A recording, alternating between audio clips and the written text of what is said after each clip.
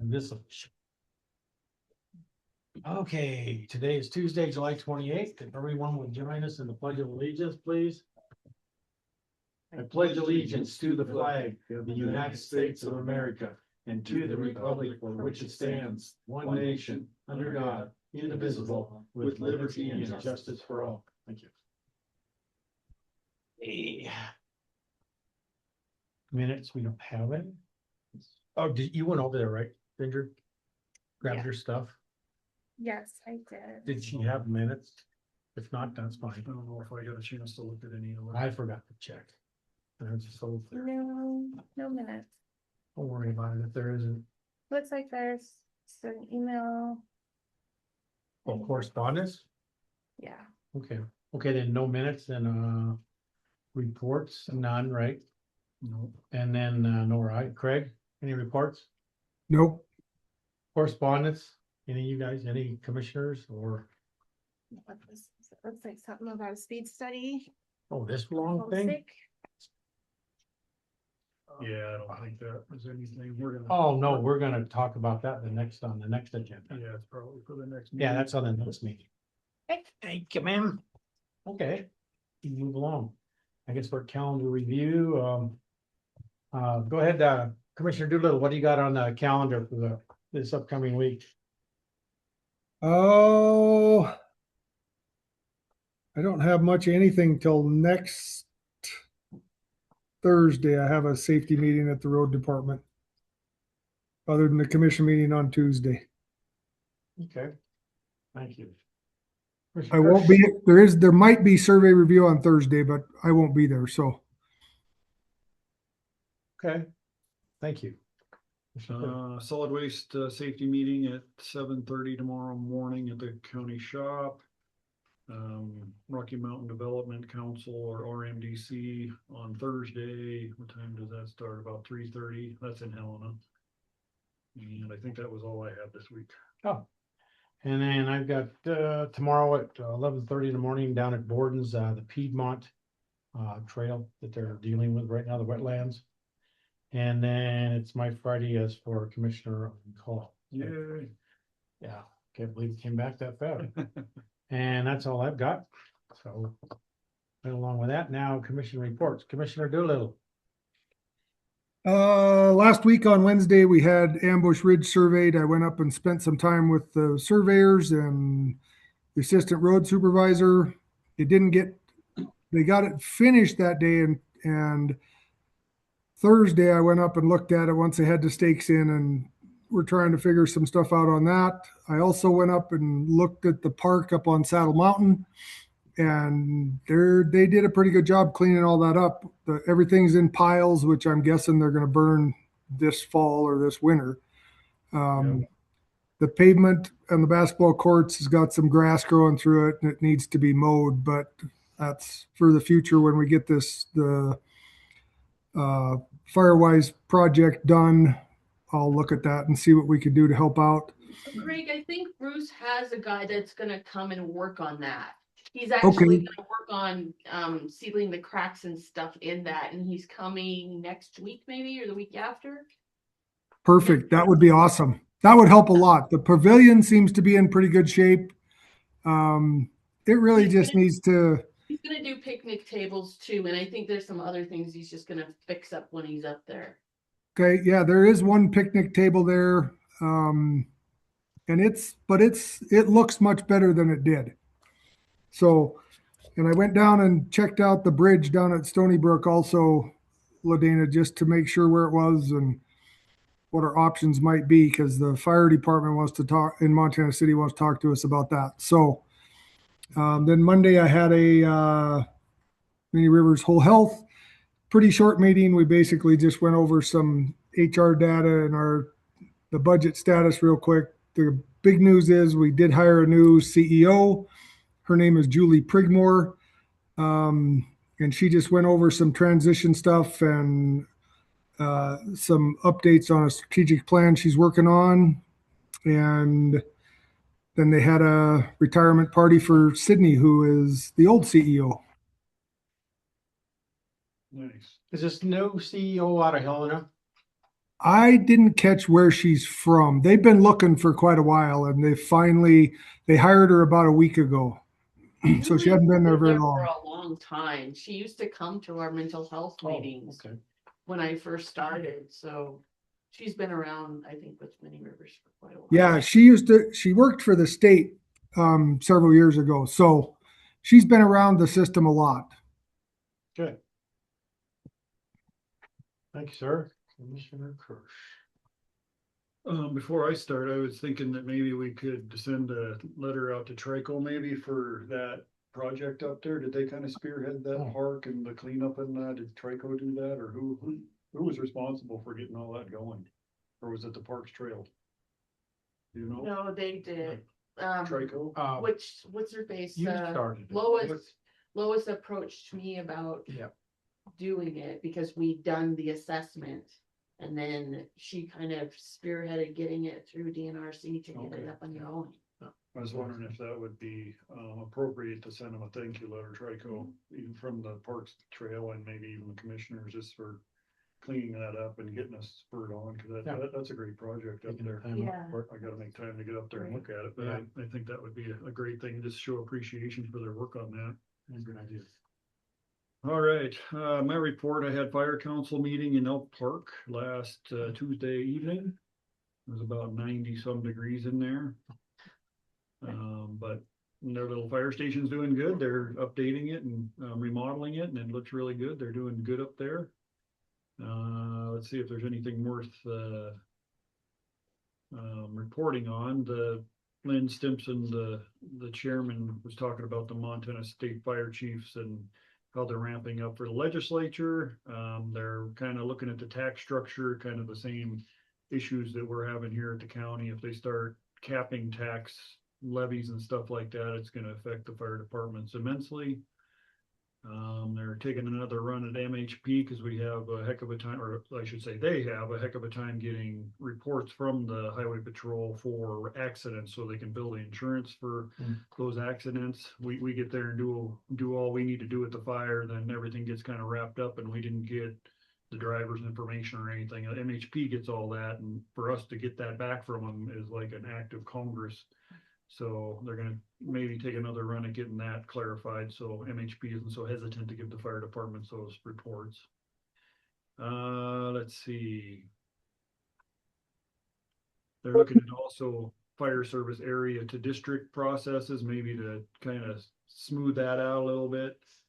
I think we've got one fire service area in our county, and I'm not sure how many more counties actually have fire service areas, but Clancy's getting itchy to turn over to a district, but it's quite a process. So were you gonna say something, Craig, or? No, I was just coughing and straightening the hole in my tooth. Okay. Let's see, it sounds like Montana City Fires are gonna sign a service agreement with St. Pete's for ambulance service up there. So the city of Helena's got a contract with St. Pete, so they kind of get priority on ambulance calls. So Montana City has worked to deal with St. Pete's ambulance too to do an agreement. So it hopefully evens them out on call priority. That St. Pete's was straight up saying, we got a contract with the city of Helena. So if there's competing calls, that typically they'll go with the city of Helena. It doesn't happen very much, but sometimes when we call the ambulance, St. Pete says we just aren't available. So that's something probably all the rest of the fire districts and maybe even the city of Old. You still have one ambulance on call that's dedicated there to Montana City? Do they? I don't know. I don't know if they have an ambulance sitting there at the fire station anymore or not. He hasn't said anything about that. Let's see. The DNRC, I think it's a fixed wing aircraft that follows the lightning strikes around. After a storm goes through, they fly over where the lightning strikes. They have a thermal imager on them now. They used to just all be visual. They could fly and see if they could find smoke, but now they're equipped with a thermal imager on there. And he said they can find a fire the size of your cell phone now flying over. So it's amazing. They're getting more technically advanced anyway, and being able to catch a lot of stars way before they get to the smoking phase even. So that's pretty cool. Let's see, anything else there? They're gonna do some more electric vehicle training on September 23rd. The fire chief from Jeff City's kind of spurring that along. She's very knowledgeable about the EVs. She took the training down in Colorado or something. Yeah, so that was the fire council meeting. Clancy Water Sewer was the next night. Great West was there.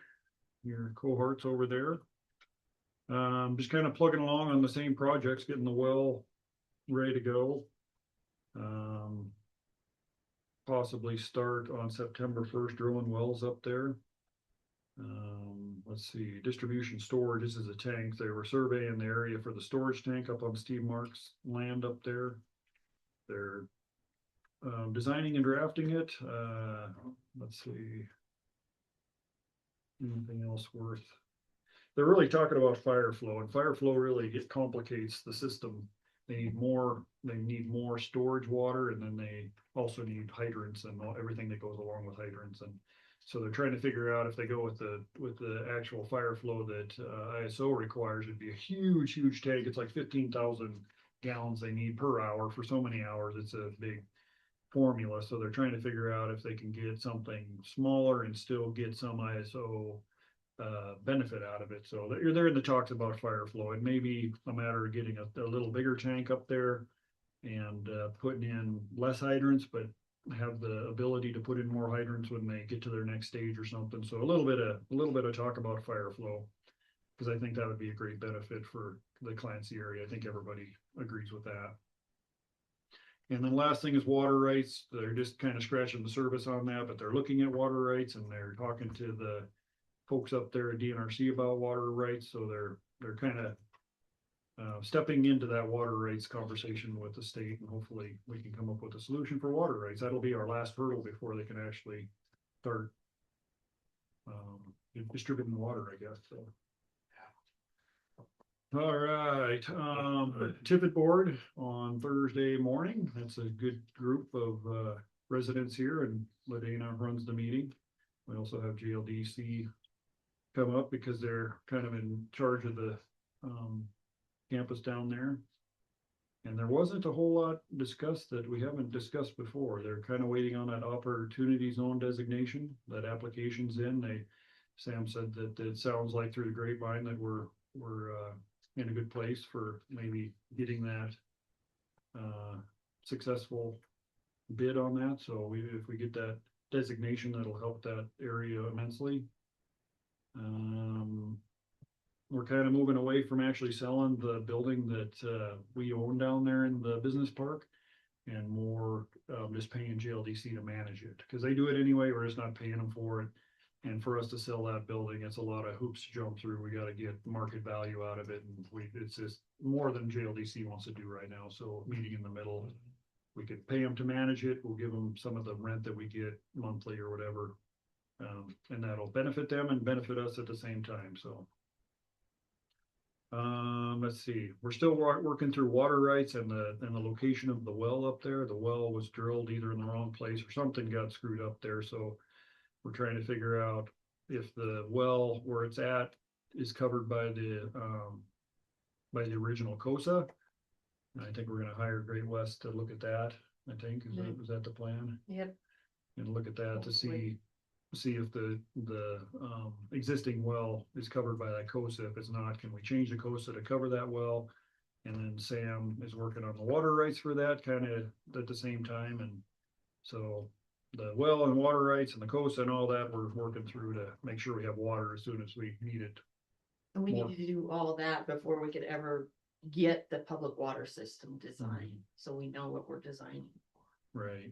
So that would put a hold on the industrial park down there then, right? And unless this all goes through, right? It just depends on the number of employees that are down there. They can have 25 FTE without kicking in the public water supply system. But we don't really know what number we're at right now. And can you tell me what COSA stands for, the acronym? Certificate of Subdivision Approval, it's from DEQ. Thank you. So it's the sanitation approval for the subdivision. Oh, thank you. All right, and last but not least, yesterday I just attended a quick Southwest Montana Regional Juvenile Detention Board meeting. It's just a Zoom meeting that we all get together. I think it's 4 counties is in the board. We get a grant from the state to help offset some of our juvenile detention expenses. And last year, or last fiscal year, we actually underspent on the grant as a whole region. Some of the counties overspent, most of the counties underspent, so there was an extra amount there that they put all together, then they redistribute to all the counties that overspent. So it's kind of a nice thing. We get about $7,000. Our budget is double that, like $14,000 for juvenile detention, and I don't know what we We got spent. to math. We spent 3,500. How much? 3,500. So we spent about a quarter of our budget on, and it's so variable. Some years we spend over, some years we don't spend any, some years we're in between somewhere, so. 15,000 or something the year before. Yeah, so Is that not being utilized right now by at least one individual from this county? no, Oh, there isn't, okay. no, we get, whenever they have a juvenile detention Right. that is within our county, they take them to the juvenile detention center, then we get billed for that, Right, and then we send it. and that's why I asked, because I haven't seen that in a while. Yeah, That person, okay, yeah, I haven't seen any juvenile detention activity for a little while, which is good, yeah, that is. pretty good. yeah. There's been 1 or 2 in fiscal year 26, and then the year before there was, Michelle said that there was stuff held up with attorneys, and so we had quite a few. That was the $16,000 year. So. So juvenile detention's kind of a make or break. If you get a few kids, it'll break you. Right. It'll totally kill your budget, and then you gotta pay more, but just keep your fingers crossed that, we don't have any of those, and it helps our budget, so. Yeah, I'm really glad to hear that one. And this morning, I guess we met with, who did we meet with this morning? I gotta look at my calendar IT here. and, DES, yeah, we met with Doug with DES. DES. He just gave us a quick report. He just kind of gave us a rundown mostly on the, country, what's that? Country Jam, yeah. He said it was a lot more chill this year, a lot less people due to the other events going on at the same time this weekend, but he said, if anything, it's a real, I don't know, I wouldn't say a hassle, but it's a lot of work for the police and the emergency services, but he said one thing good that comes out of it gives him training on setting up incident command type stuff. So there is a pearl in there that they do get some training. He said if we have an incident now, he's all ready to go. He can set up his stuff. He knows how to do it. He knows how to get organized. So there is a little bit of a good thing that comes out of that concert. But I think it went off without a hitch. They're doing a great job with that, and they tried to get them to commit to next year, but they said they don't know yet. They said probably October they would know for sure if they're gonna do it again next year. Probably be wise for them to pick a different weekend since everything was happening this last weekend. Excuse me, what about the Moosh Fest? Is that any issues with? No, I don't, there's not supposed to be that many people there. I think they were estimating maybe 600 people at the Moosh Fest, where the rock or the country jam, they're usually 4,000 to 12,000 people. So it's a whole different ball game anyway.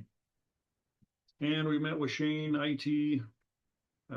He's just going through all the vulnerabilities we have with the new AI going on right now. The AI is getting so smart that people are using it to break into systems, and you gotta have AI to offset the AI. So it's a big mess anyway, but he's working through all that to keep us as secure as possible. He also said he's probably gonna turn in his keys here probably by the end of the fiscal year. So we're gonna probably start looking at getting him replaced before he leaves. And he said even when he leaves, he'll still consult with us if we need his help. So really, really nice guy. He's kind of got a exit strategy, and we hate to lose him, but he's been a very good part of the county and running the IT part here. So we're hate to see him go, but we're glad he was here for as long as he was. So, all right, Mr. Chairman, I'll be quiet now. That was my report for last week. Thank you very much, sir. The thing I've got is last Tuesday, DUI task force, we met.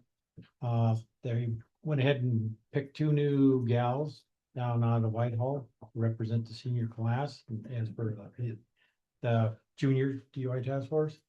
And they were working on last week going to down here to Frontier Days, which has already happened. And then now they're getting ready for here in Boulder. And that was about it until we convene again in September. I can't comment on Park Shores Recreation. I would ask you, LaDana, do you have anything that you would like to comment on? I'd appreciate it if you do.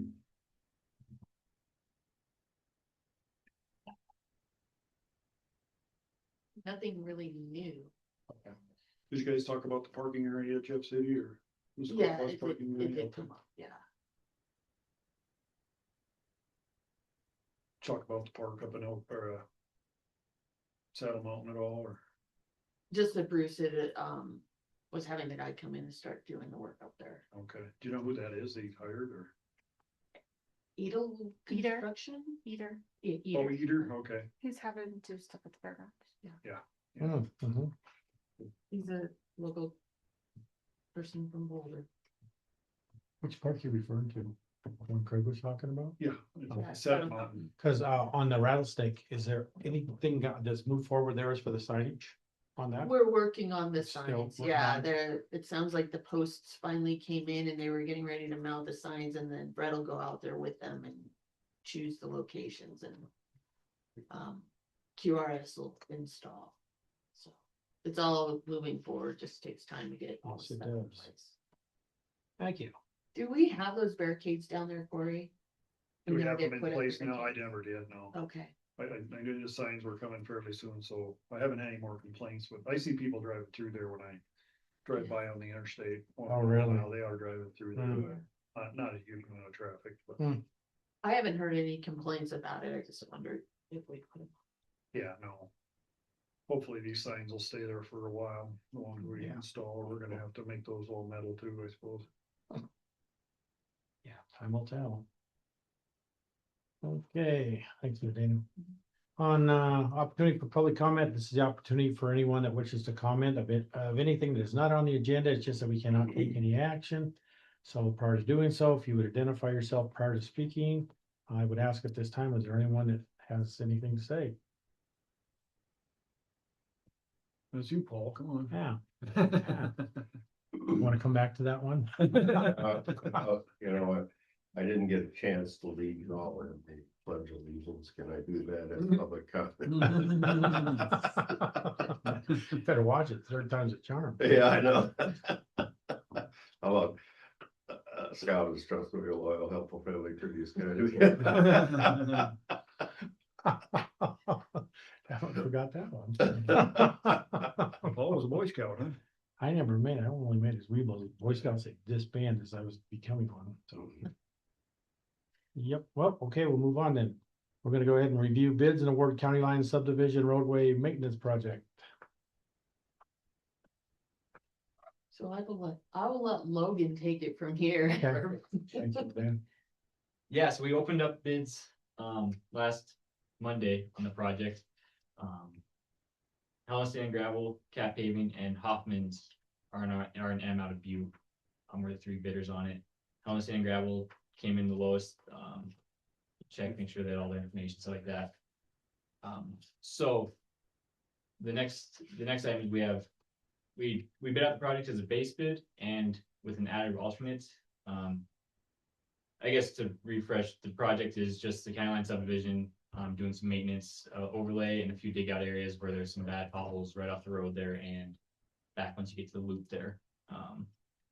So we bid out the project as a base bid, and then the additive alternate had a little bit better polymer, the PG 7028 compared to the PG 5828, which without getting into too technical, the 7028, that's the additive alternate, it's a little bit more expensive, but it generally holds up a little bit longer to truck traffic. It's less rutting is kind of the main thing. That first number is kind of the high temperature, and so 70, it holds up better to rutting, especially with truck traffic and whatnot.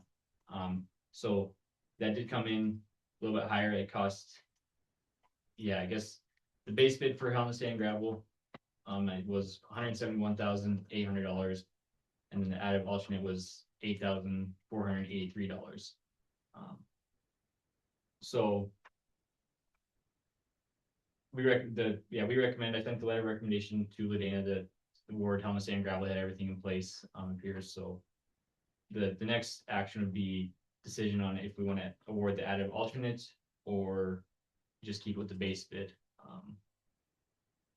Like I mentioned, in looking at their budget, it looks like, from the data, if I have the numbers wrong, let me know, but after kind of taking everything into account, if we awarded the additive alternate, they'd still have about $8,000 left in their maintenance budget. So yeah, the question really becomes, do we want to award the added alternate or not?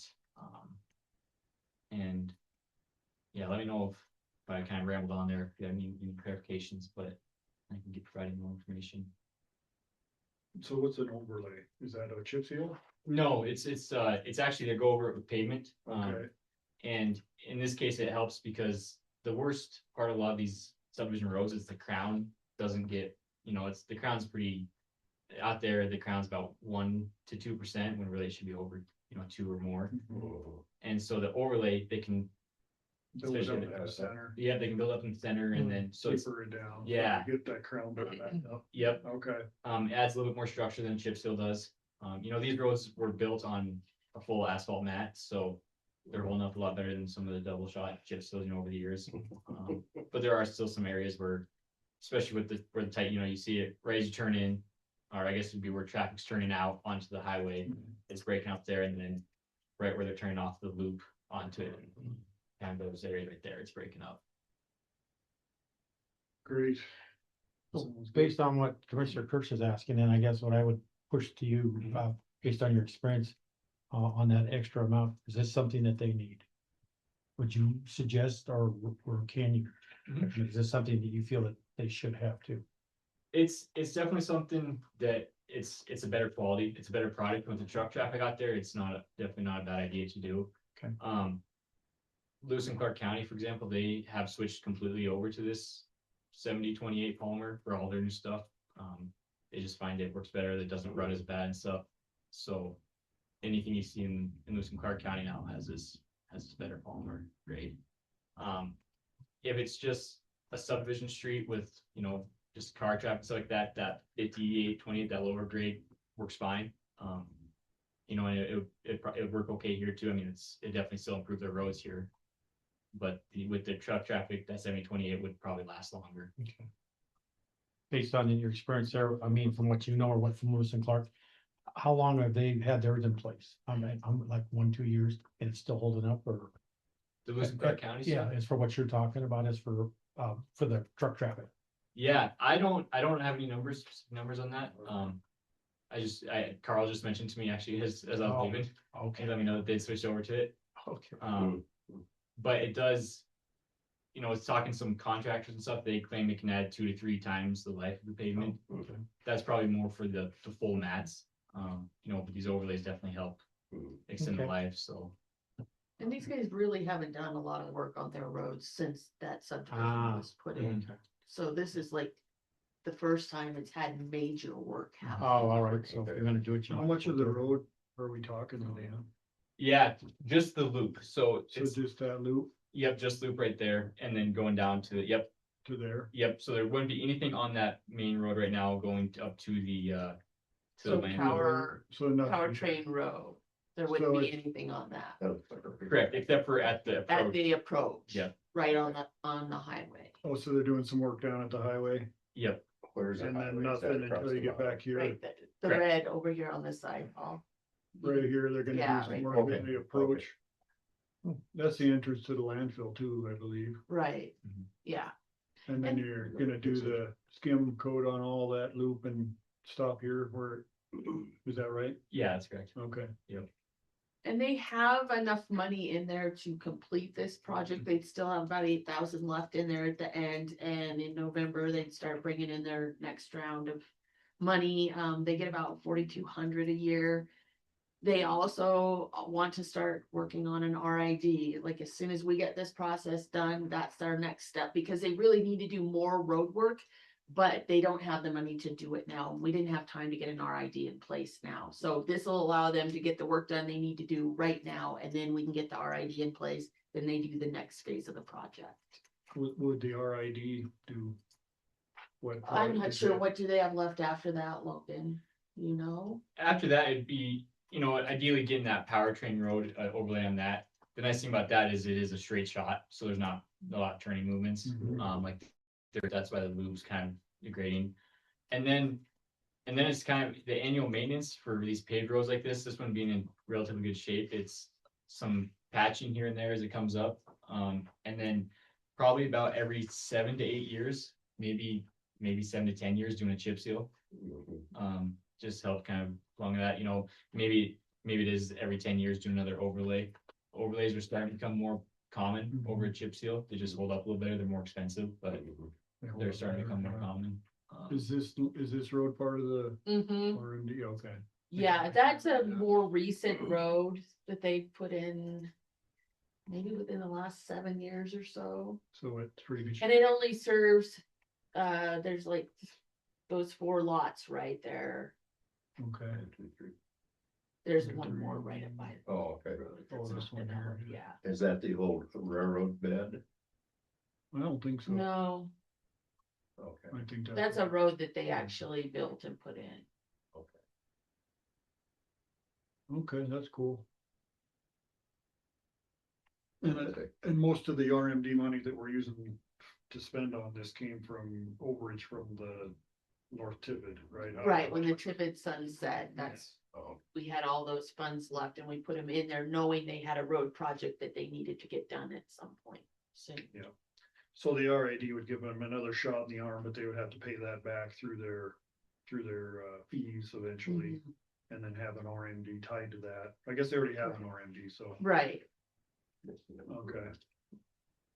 And we're gonna have to probably look at that once the dust settles and figure out what their RMD needs to be yep, that's part of all of this. charged. Yeah, it needs to go up because they do only collect 4,200, so. Is the concrete, is there a concrete?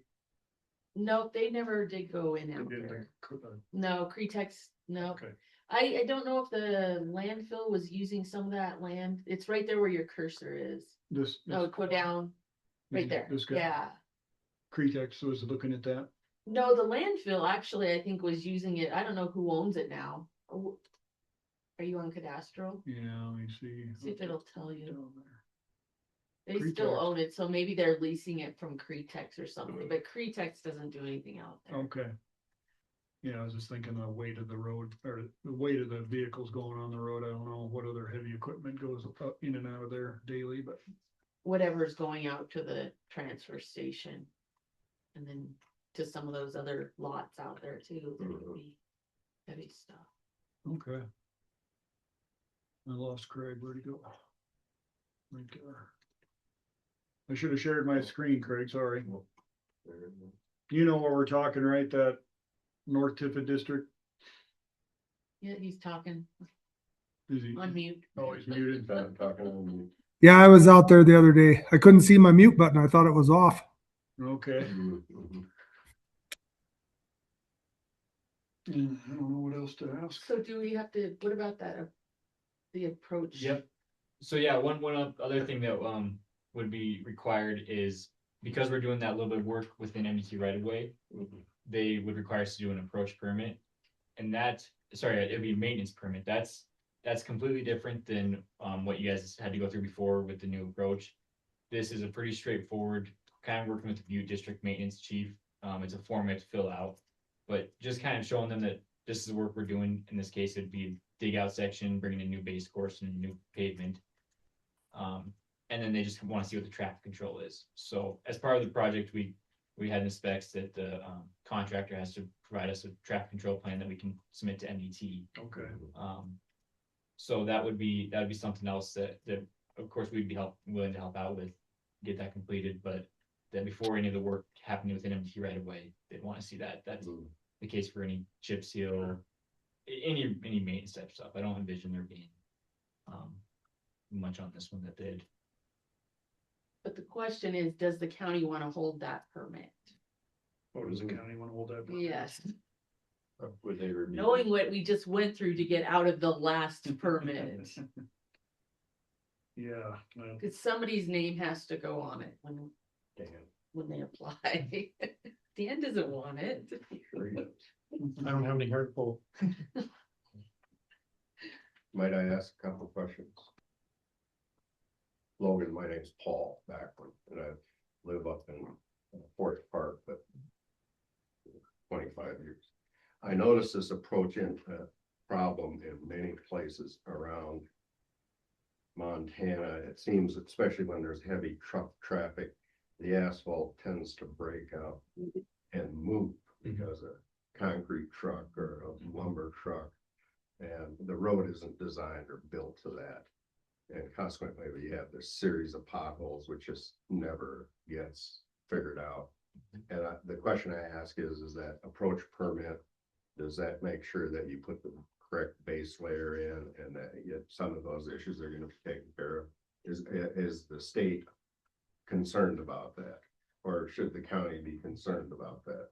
Yeah, no, I don't think that's something the state will specifically look for in the permit. They're more concerned about traffic control really is the big one for them, because they just want to know, since we're doing work right there, making sure the traffic control is good. When when the work is going on, how there's Yep. it's safe. Okay. Yes, yep, but the design takes that into account, making sure that's, the higher grade polymer will help with that. Mhm. Replacing the sub base out from underneath there, maybe it's not as great, sometimes when you see that pothole and that, especially that alligator type cracking, Mhm. that means that the subgrade is not very good material, Right. so.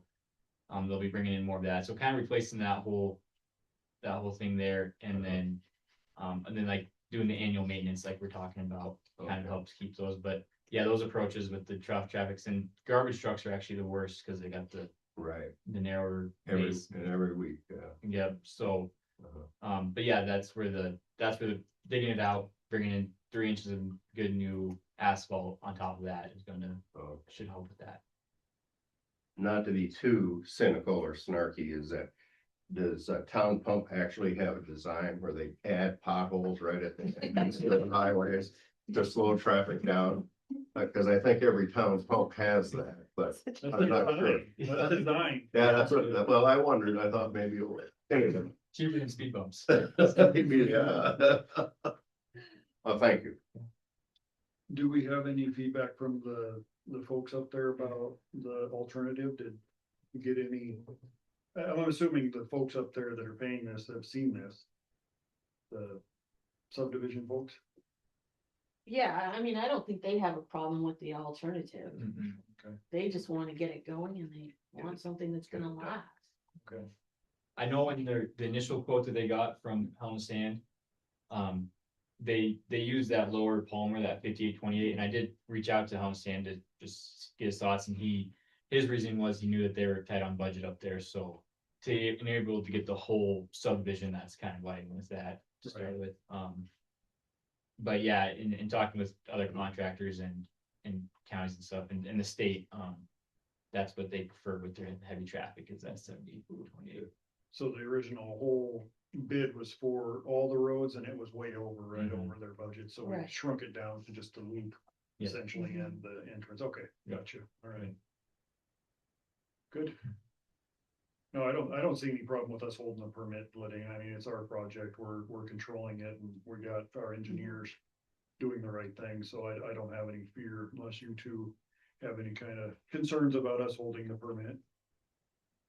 No, I think that's fine. It's Probably better in the long run. Yeah, it's slightly different than the turn lane that was worth $1 million. Right, Oh, yeah. and we can take the money out of the RMD to pay for that. I can't remember would you tell me the application fee for that was? I just threw what our estimate would be for us to do, and it'd be about $2,500, for us to go through the process. So we'll just lump that in with the other costs. Sure.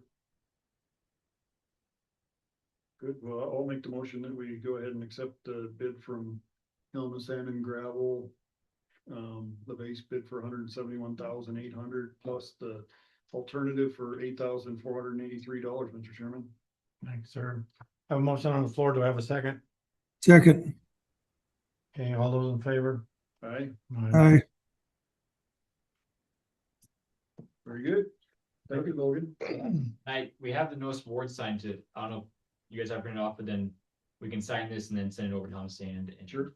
So just need the chairman's signature? Yep. Okay, perfect. He's here, catch him. Perfect. Craig, what's your middle initial? You're soon to be. Haggerty, that's what it is. Yeah. Oh, Grizzly Adams. I can write Grizzly Adams. Oh, sure, it's already on here. I couldn't get away from it. Can't get away from it.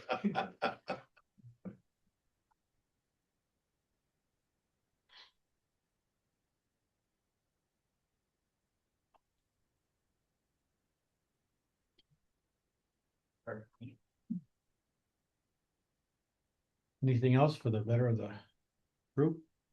If not, we'll be adjourned. Thank you, Mr. Chairman.